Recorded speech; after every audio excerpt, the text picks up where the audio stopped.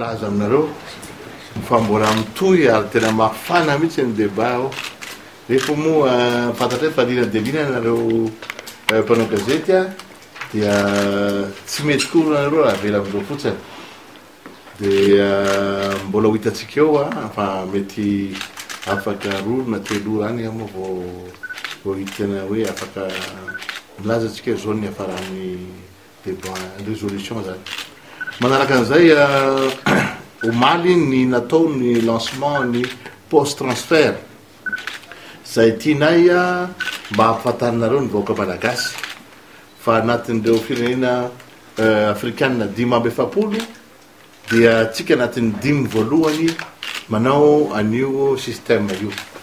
Ny post transfert moa zany dia lia fandefasambola any ivelany zay sécurisé tokoa izy ary amin'le toerana zay be malagasy aloha zao no misy azy, zany hoe Frantsa,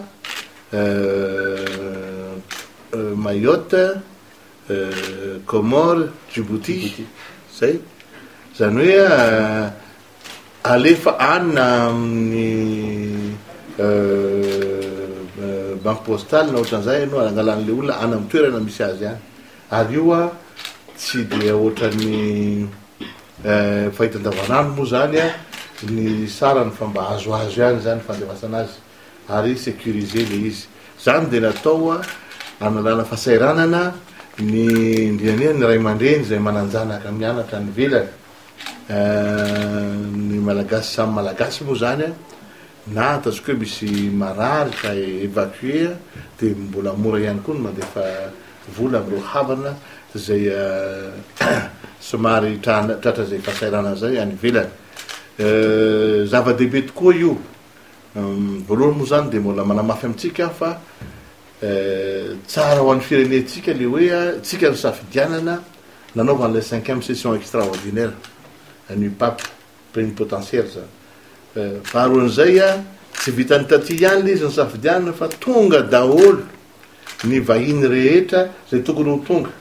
Anao firenena ao amin'ny 170 hatramin'ny ny sasany tsy aty Afrika moa zany fa ny Australiana, ny Canadiana tonga ao daholo. Zay zavatray hitanareo fa voninahitra lehibe ho an'ny firenentsika, tsara ampahafantarina ny vahoaka zany.